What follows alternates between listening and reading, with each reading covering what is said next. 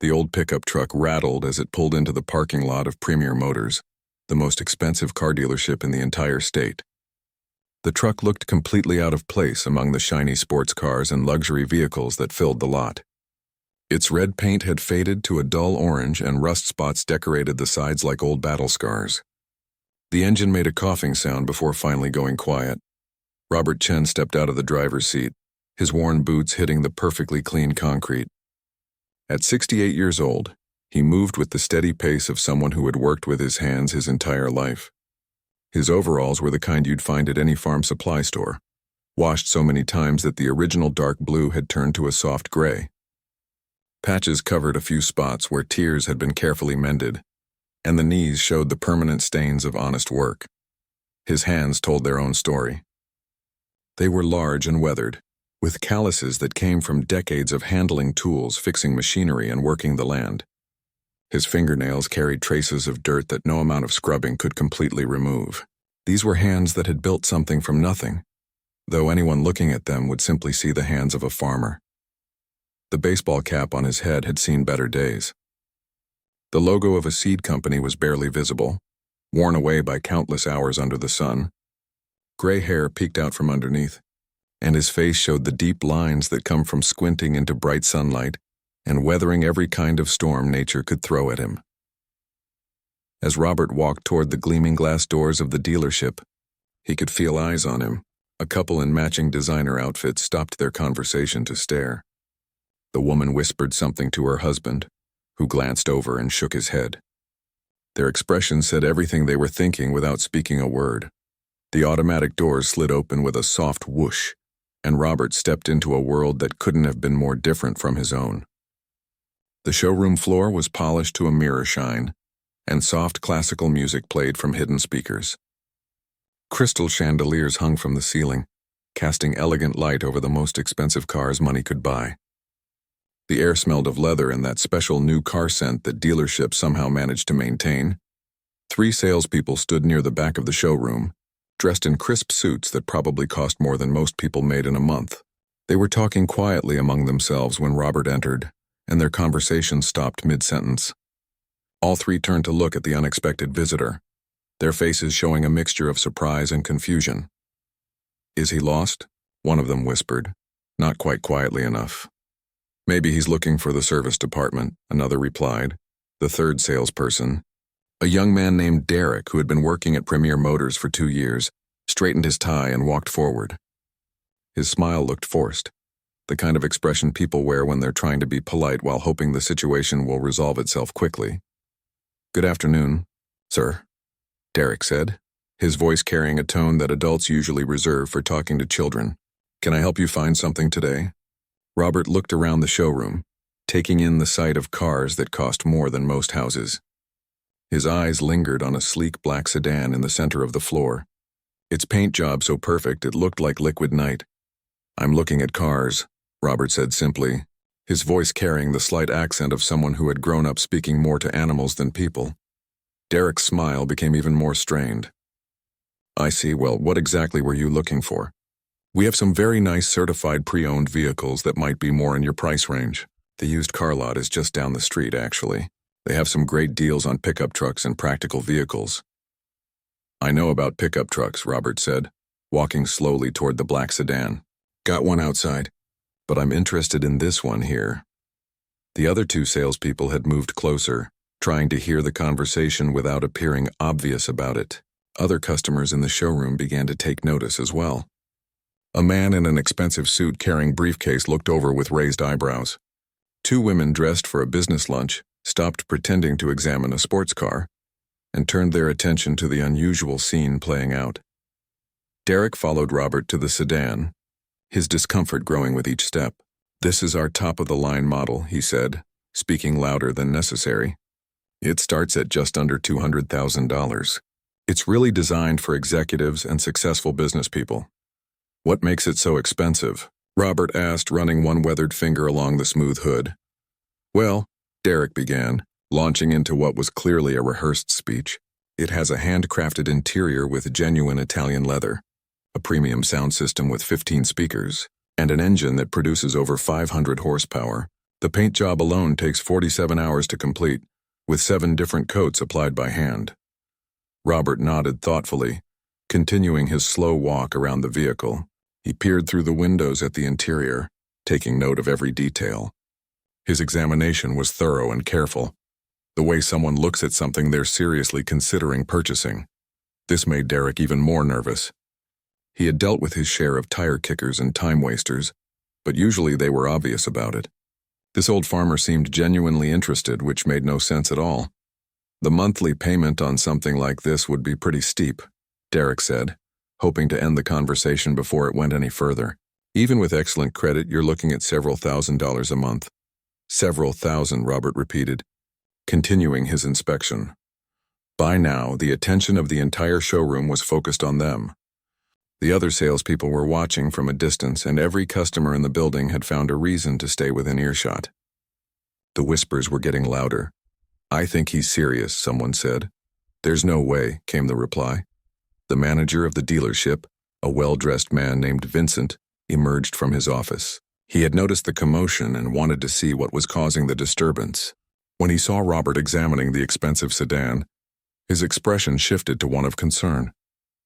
Vincent approached Derek and spoke in a low voice that wasn't quite low enough.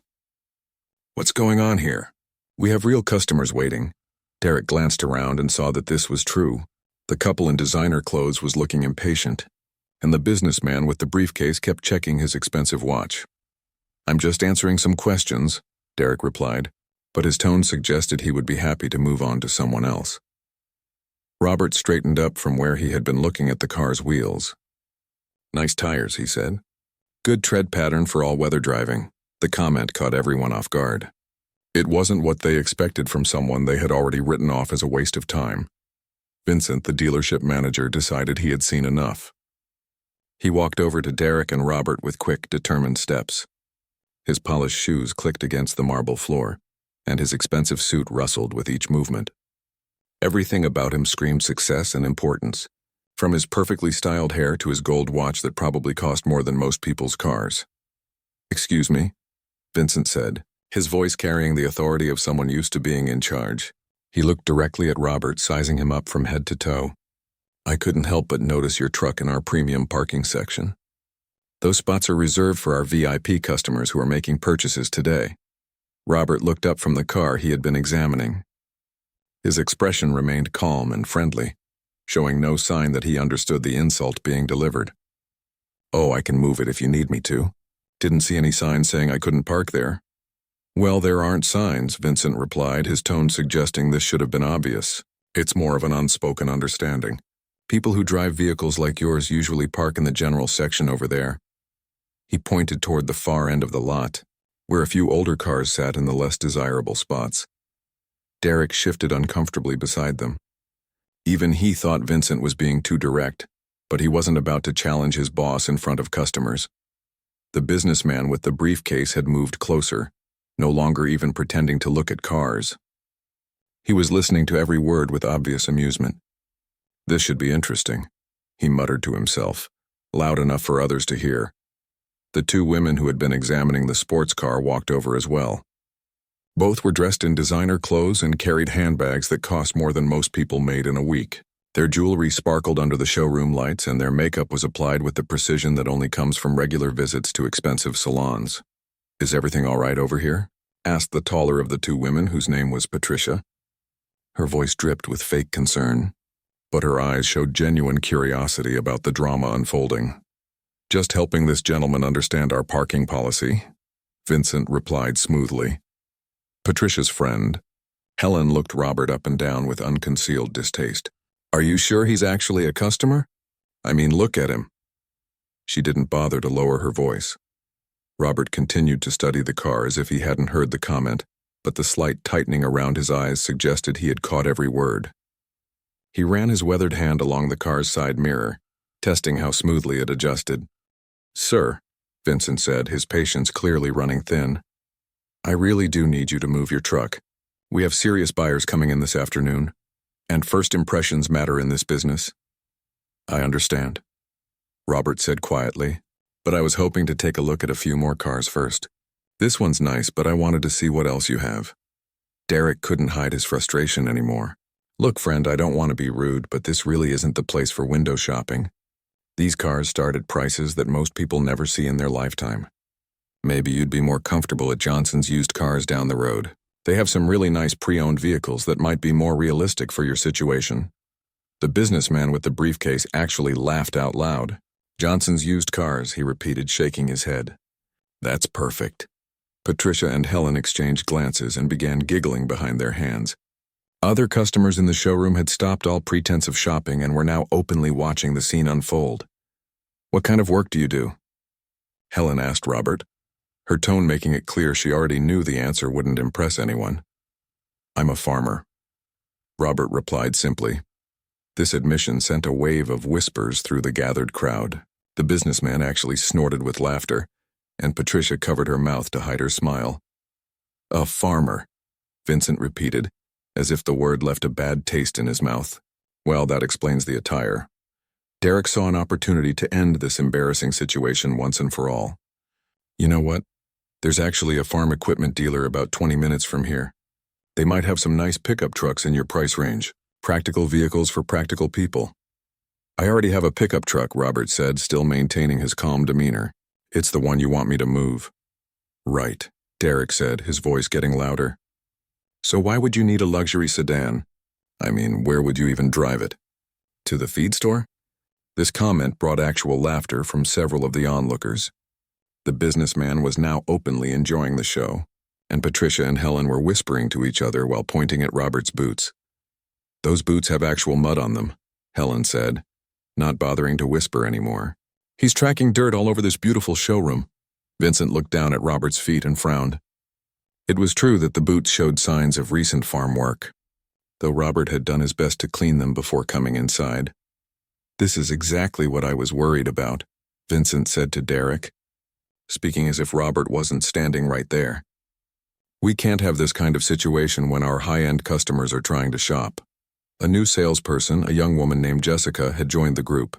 She was newer to the dealership and hadn't yet learned all the unspoken rules about judging customers by their appearance. Maybe we should just show him what he wants to see, she suggested quietly. Jessica, Vincent said sharply, this gentleman is clearly not in the market for our vehicles. We need to focus our attention on qualified buyers. Robert finally looked up from the car he had been examining. For the first time, his expression showed a hint of something other than patience. What makes someone qualified? He asked. Well, Vincent said, clearly pleased to be asked a question that would allow him to end this uncomfortable situation. Our typical customers are CEOs, doctors, lawyers, successful business owners, people who understand the value of luxury and have the means to afford it. I see, Robert said. The businessman with the briefcase decided to join the conversation. No offense, friend, but farming isn't exactly the most lucrative profession these days. Most farmers I know are struggling just to keep their land. That's true for a lot of them, Robert agreed. So you can understand why we might be confused about your interest in a $200,000 car, Patricia added, her voice dripping with condescension. Derek saw his chance to finally wrap this up. Tell you what, he said, pulling a business card from his jacket pocket. Here's the card for Johnson's Used Cars. Ask for Billy. He's a good guy and he'll treat you right. They have payment plans that work for regular working folks. He held out the card to Robert, expecting him to take it and leave. Instead, Robert looked at the card but didn't reach for it. I appreciate the suggestion, Robert said, but I was really hoping to test drive this one. He gestured toward the black sedan. The entire group fell silent. The request was so unexpected, so completely outside of what anyone had been expecting, that no one knew how to respond. Vincent was the first to recover. I'm afraid that's not possible without proof of income and a credit check, he said firmly. Our insurance requires it for vehicles in this price range. Plus, Derek added, test drives are really for serious buyers only. We can't have people joyriding in $250,000 cars. Robert nodded slowly as if he understood their position. But instead of leaving, he continued to examine the car, paying particular attention to the interior through the windows. The crowd of onlookers had grown larger, and the whispers were getting louder. Everyone was waiting to see how this strange situation would resolve itself. The silence stretched on for what felt like minutes. Vincent looked at Derek, Derek looked at Jessica, and everyone else in the showroom continued to stare at the old farmer, who had just asked to test drive a car worth more than most people's houses. Finally, Vincent cleared his throat. "Sir, I think there's been some misunderstanding here. Test drives aren't something we do casually. They require extensive paperwork, insurance verification, and proof of income." "I understand," Robert said calmly. "What kind of proof do you need?" Derek jumped in before Vincent could answer. "Well, we'd need to see tax returns, bank statements, proof of employment, and a credit report. The whole process usually takes a couple of days." The businessman with the briefcase couldn't contain his amusement anymore. A couple of days for a farmer to prove he can afford a luxury car? That's going to be interesting. He turned to the people near him. This is better than cable TV. Patricia and Helen had been whispering to each other, but now Patricia spoke up loud enough for everyone to hear. "I hate to be the one to say this, but isn't this getting a little ridiculous? We've all been standing here for 20 minutes watching this charade." "You're absolutely right," Helen agreed. "I came here to buy a car, not watch some kind of reality show." Vincent saw his opportunity to end the situation while appearing reasonable to his other customers. "Ladies, gentlemen, I apologize for this disruption. Derek, why don't you help this gentleman with some brochures he can take home to look over? Maybe something from our economy line." "Actually," Derek said, getting an idea, "we do have one option. If he's really serious about a test drive, we can do it, but there are some conditions." Robert looked at him with interest. "What conditions?" Derek smiled in a way that wasn't entirely friendly. "Well, first we'd need to hold some collateral. Your driver's license, of course, plus the keys and title to your truck. Just standard procedure for customers who haven't been pre-approved for financing." "That seems like a lot," Jessica said quietly. But Derek shot her a look that silenced her immediately. "It's company policy," Derek continued, "for anyone driving a vehicle over a certain value without verified credit. Also, you'd need to sign additional insurance waivers since you haven't provided income documentation." Vincent nodded approvingly. This was perfect. They could appear accommodating while making the process so humiliating that the farmer would give up and leave. "How long would the test drive be?" Robert asked. "Oh, just around the block," Derek replied. "Maybe 5 minutes. That's all we allow for unverified customers." The businessman laughed again. "Unverified customers, I love it. That's a nice way to put it." Patricia looked at her expensive watch. "This is taking forever. Can't you just tell him no and move on?" "Ma'am, I understand your frustration," Vincent said. "We're trying to be fair to everyone here." Robert reached into his pocket and pulled out a worn leather wallet. It was the kind of wallet working men carried, held together with duct tape in one corner where it had split from years of use. He opened it and removed his driver's license. "Here's my license," he said, handing it to Derek. Derek took it and looked at the information. "Robert Chen, age 68, rural route address." He read the details out loud as if announcing them to the entire showroom. "Expires next year, so that's good at least. Now I'll need your truck keys and title," Derek continued. Robert reached back into his pocket and produced a simple key ring with just 3 keys on it. No fancy electronic fob, no leather case, just plain metal keys that looked like they'd been used daily for years. "Title's in the truck," Robert said. "I can go get it." "I'll come with you," Derek said.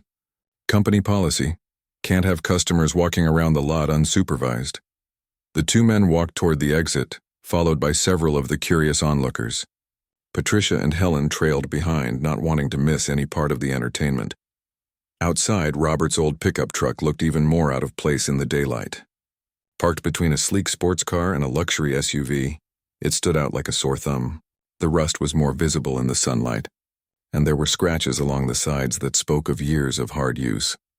Robert opened the glove compartment and pulled out a folded piece of paper, the truck's title. The document was worn soft from "Customers properly." Robert looked up from the paperwork. "These waivers say I'm responsible for any damage to the vehicle even if it's not my fault." "That's correct," Derek said. "It's because you haven't provided financial verification. Customers with verified income and credit get different terms." "I see," Robert said, and went back to reading. By now, nearly everyone in the showroom had gathered around to watch. Word had spread that something unusual was happening, and even some of the mechanics from the service department had come out to see what the fuss was about. One of the mechanics, an older man named Tony who had worked at the dealership for 15 years, looked at Robert and frowned. There was something familiar about the old farmer, but he couldn't quite place it. Finally, Robert finished reading all the paperwork and signed each document with careful precision. His signature was steady and clear, the handwriting of someone who had signed many important documents in his life. "All right," Derek said, gathering up the papers. "Let's get this over with. The car you wanted to drive is over here." They walked back to the black sedan, now surrounded by a small crowd of curious onlookers. Derek opened the driver's door with a flourish as if he was doing Robert an enormous favor. "Remember," Derek said, "just around the block. 5 minutes maximum. And please be careful. This car is worth more than most people make in 4 years." Robert nodded and climbed into the driver's seat. His weathered hands gripped the leather steering wheel, and he took a moment to adjust the seat and mirrors. Everything he did was methodical and careful, the actions of someone who treated all machinery with respect.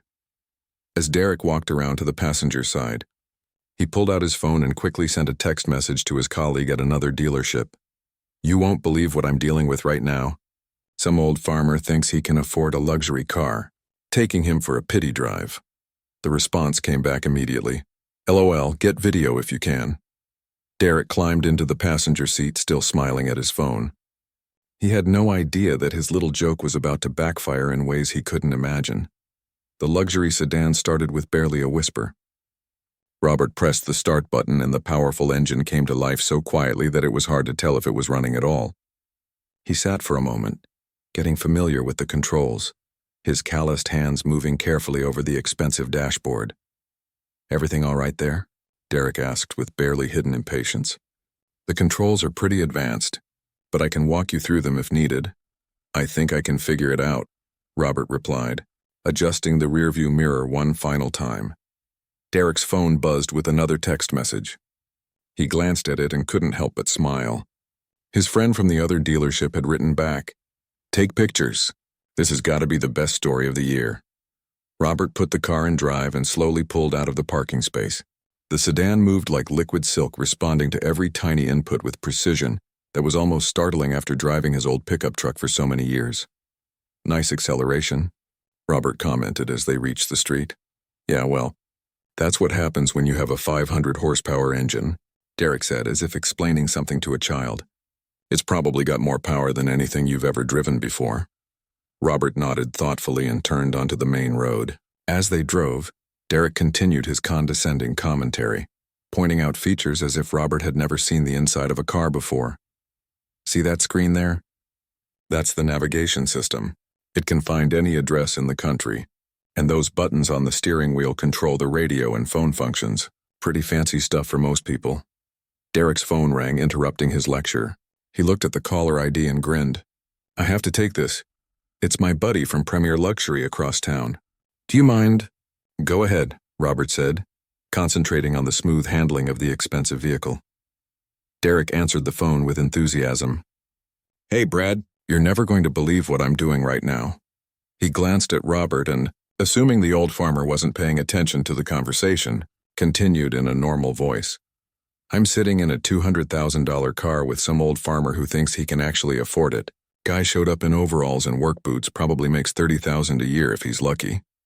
Derek laughed at something Brad said on the other end. "I know, right?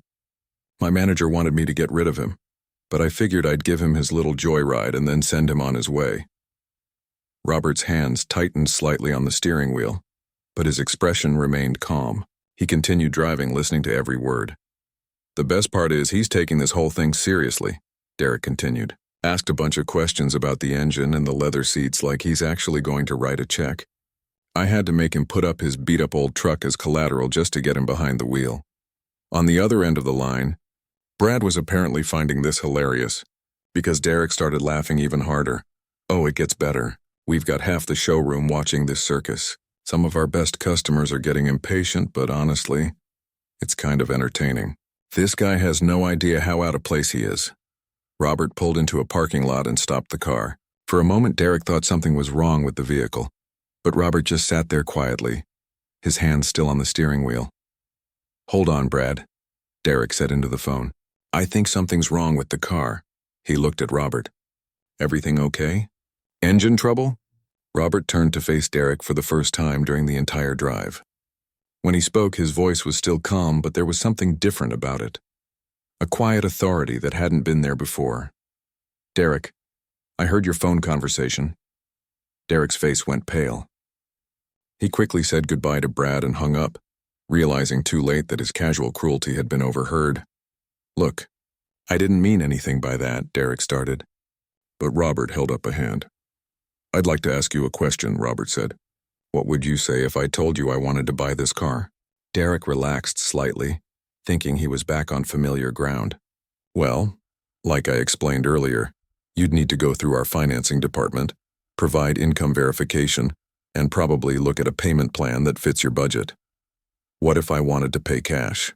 Derek actually laughed. "Cash? For a $200,000 car? Come on, be realistic here. What if I wanted to buy 10 of them?" The laughter died in Derek's throat. 10? What are you talking about? Robert reached into his pocket and pulled out his phone.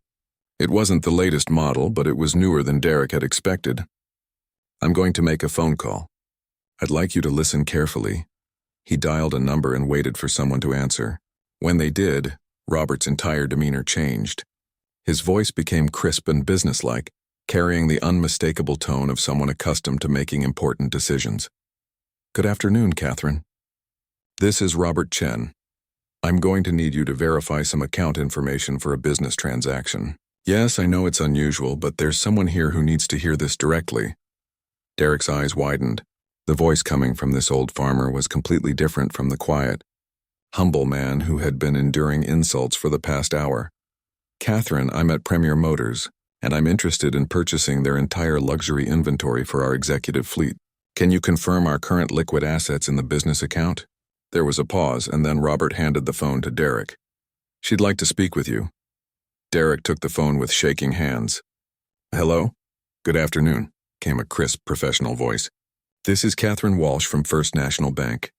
I'm Mr. Chen's personal banker. Are you the sales representative handling his account today?" Yes, I guess so," Derek stammered. "Excellent. Mr. Chen has asked me to verify his account status for a potential vehicle purchase. Our records show current liquid assets of $4.3 billion in his primary business account, with an additional $800 million in secondary investment accounts. Will this be sufficient for your dealership's requirements?" Derek's mouth fell open. The phone nearly slipped from his trembling hands. "Did you say billion?" "That's correct. $4.3 billion. Mr. Chen is the owner and CEO of Chen Agricultural Enterprises, the largest agricultural conglomerate in 3 states. His company employs over 12,000 people and generates annual revenues exceeding $6 billion. Derek looked at Robert with completely new eyes. The old farmer was sitting calmly, watching Derek's reaction with what might have been amusement. "Mr. Chen mentioned he's interested in purchasing multiple vehicles," Catherine continued. "Shall I arrange for a wire transfer? What amount should I prepare?" Derek couldn't speak. He handed the phone back to Robert with a look of pure shock. "Thank you, Catherine," Robert said, taking back his phone. "I'll call you back shortly with the final details." He ended the call and looked at Derek, who was staring at him as if seeing a ghost. "Now," Robert said quietly, "let me tell you what I was really doing here today. My company has been looking for a dealership to handle our corporate vehicle program. We need 40 executive cars this year, with plans to purchase 60 more next year. The total contract would be worth approximately $50 million over 5 years. Derek's face had gone from pale to completely white. His hands were shaking visibly now. "I came in today dressed as I always dress because I believe in staying true to my roots. I wanted to see how your dealership treats all customers, not just the ones who look wealthy."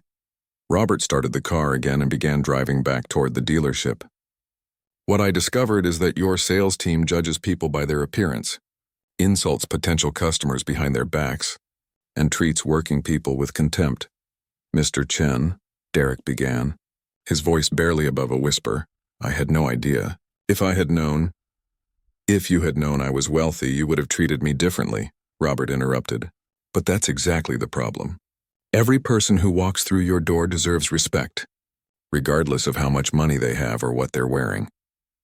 As they pulled back into the dealership parking lot, Derek could see Vincent and the other customers waiting inside, completely unaware that their world was about to be turned upside down. The luxury sedan glided back into the Premier Motors parking lot, But the atmosphere had completely changed. Derek sat in the passenger seat looking like he might be sick, his face pale and his hand still trembling. He kept opening his mouth as if to say something, then closing it again without making a sound. Robert parked the car in the same spot they had left from and turned off the engine.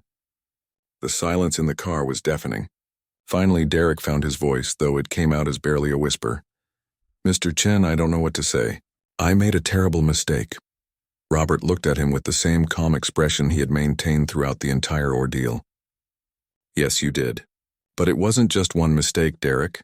It was a series of choices you made about how to treat another human being." They got out of the car and walked back toward the showroom entrance. Derek's legs felt unsteady, and he found himself hoping that somehow he could fix this situation before Vincent found out what had happened.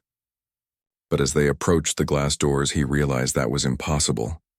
Inside the showroom, Vincent was standing with Patricia, Helen, and the businessman, all of them still chatting about the entertaining circus they had witnessed. When they saw Robert and Derek returning, Vincent checked his watch dramatically. "Well, that took longer than 5 minutes," Vincent announced to the group. "I hope our friend here enjoyed his little adventure." Tony, the mechanic who had been watching from the service area, suddenly snapped his fingers. "I knew I recognized him," he said loudly enough for everyone to hear. "That's Robert Chen." The name didn't mean anything to most of the people in the showroom, but Vincent's expression changed immediately. As the manager of a luxury car dealership, he made it his business to know the wealthy people in the area. "Robert Chen," Vincent repeated slowly, the color draining from his face. "Yeah," Tony continued, excited to finally place the familiar face. "Chen Agricultural Enterprises. My brother-in-law works at their main facility. They employ half the county." The businessman with the briefcase stopped mid-conversation and stared at Robert. Patricia and Helen exchanged confused glances, not yet understanding what was happening. Vincent walked quickly toward Robert and Derek, his professional smile looking forced and desperate. "Mr. Chen, what a surprise. If I had known you were visiting us today, I would have personally handled your service." "You did handle my service," Robert replied quietly. "I've been here for over an hour." The reality of the situation hit Vincent like a physical blow. This was the old farmer they had been mocking and dismissing. This was the man they had forced to move his truck, insulted his appearance, and treated like a time-wasting nuisance. Derek finally spoke up, his voice shaking. "Vincent, we need to talk privately. Right now." But Robert held up a hand. "That won't be necessary. I think everyone here should understand what happened today." The showroom fell completely silent. Every conversation stopped and all eyes turned to Robert. "I came here today looking for a dealership to handle a significant business contract," Robert said, his voice carrying clearly through the quiet space. "My company needs to purchase a fleet of luxury vehicles for our executives, a contract worth approximately $50 million over the next 5 years. Patricia's jaw dropped. Helen actually gasped out loud. The businessman's phone slipped from his fingers and clattered on the marble floor. However, Robert continued, "I also believe that how a business treats all customers reflects their true character. I wanted to see how this dealership operates when they don't think there's money involved." Vincent's face had gone through several colors and settled on a sickly green. "Mr. Chen, please let me explain. There's been a misunderstanding." "No misunderstanding," Robert said calmly. "Your staff made it very clear that they judge customers by their clothing and their vehicles. They suggested I go to a used car lot, made fun of my boots, and treated me like I was doing something wrong by being here." Derek finally found the courage to step forward. "Mr. Chen, I sincerely apologize. My behavior was completely unacceptable. If there's anything I can do to make this right..." "There is something you can do," Robert replied. "You can learn from this experience. Every person who walks through that door is someone's father, someone's mother, someone who works hard and deserves respect." Vincent was now in full damage control mode, sweat beading on his forehead despite the air conditioning. "Mr. Chen, I assure you this doesn't represent our usual standards. Derek will be disciplined for his behavior, and we'd love the opportunity to earn your business." "I'm afraid that's not possible," Robert said, shaking his head. "I could never do business with a company that treats people this way. How could I trust you to treat my employees with respect if you won't even respect your customers?" Patricia finally found her voice. "We didn't know who you were," she said weakly. Robert turned to look at her. And that's exactly the problem. You should treat everyone well, not just the people you think are important. Jessica, the young salesperson who had suggested they help Robert earlier, stepped forward nervously. "Mr. Chen, I want to apologize too.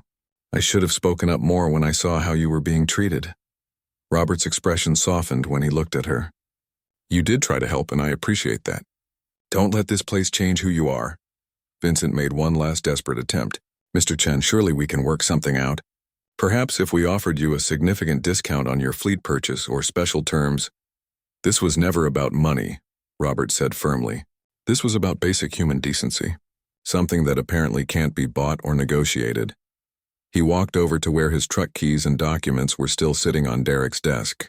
As he gathered his belongings, the entire showroom watched in stunned silence. "There's a dealership about 20 minutes from here called Morrison Luxury Motors," Robert said as he headed toward the door. "I think I'll give them a try." Vincent's heart sank even further. Morrison was their biggest competitor, and losing a $50 million contract to them would be devastating. 2 hours later, Robert was sitting in a similar showroom across town, but the experience couldn't have been more different.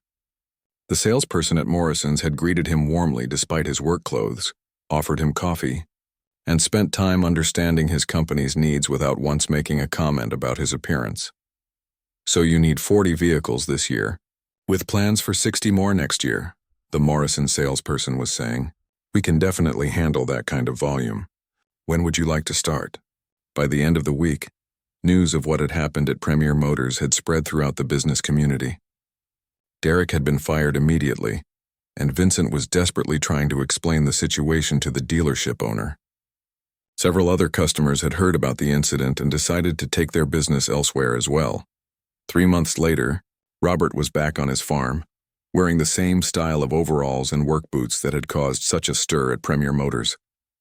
He was feeding his chickens in the early morning light, just as he had done every day for the past 40 years. His assistant called to tell him that the first batch of executive vehicles from Morrison Luxury Motors had been delivered to the company headquarters. The staff there had been thrilled with the quality and service, and several had commented on how professional and respectful the Morrison team had been throughout the entire process. Robert smiled as he scattered feed for the chickens. One of them, a red hen he called Gertie, came up and pecked gently at his boot, the same boot that had been called muddy and inappropriate by the people at Premier Motors. "What do you think, Gertie?" he asked the chicken. "Think these boots are fancy enough for you?" The hen clucked approvingly and went back to eating her breakfast. Handling and some of the writing had faded, but it was clearly legitimate. Derek examined it carefully. 1998 Ford F-150, he read aloud. "Paid in full." He looked at the truck again. "Well, at least you own it outright." "Been a good truck," Robert said simply. "I'm sure it has," Derek replied, though his tone suggested he thought quite the opposite. Back inside the dealership, Derek made a show of photocopying all of Robert's documents. He took his time, making sure everyone could see the additional paperwork that was supposedly required for unverified customers. "Now," Derek said, returning to where Robert waited, "I'll need you to sign these additional waivers." He produced a stack of papers that seemed unnecessarily thick. Robert began reading through the documents carefully, taking his time with each page. This seemed to annoy Derek, who was clearly hoping to rush through the process. "It's just standard legal language," Derek said impatiently. "Nothing complicated." "I make it a habit to read everything before I sign it," Robert replied, continuing his careful review. The businessman, who had been watching the entire process with amusement, pulled out his phone and started recording. "This is too good not to share," he said to Patricia and Helen. "My business partners are going to love this." "Are you recording this poor man?" Jessica asked, looking uncomfortable. "Poor man," Patricia laughed. "He's the one who walked into a luxury car dealership dressed like he just finished milking cows. If he didn't want attention, maybe he should have dressed appropriately." Vincent decided this was a good time to make another announcement. "Folks, I want to apologize again for this unusual delay. As soon as we finish up here, we'll get back to serving our regular." That evening, Robert sat on his porch as the sun set over his fields. His billions of dollars hadn't changed who he was or how he lived. He still drove his old pickup truck, still wore his comfortable work clothes, and still found peace in the simple routines of farm life. His phone rang. It was his daughter calling from the city, wanting to know how his day had gone. As he told her about the new chicks that had hatched that morning and the repairs he'd made to the barn door, he never once mentioned the business deal that had made headlines in the local paper. Some things, Robert had learned long ago, were more important than money. Respect, kindness, and treating everyone as equals were values that couldn't be bought or sold. They could only be lived one day at a time, one person at a time. The chickens settled in for the night, and Robert Chen, billionaire farmer, went inside to prepare for another simple day of honest work.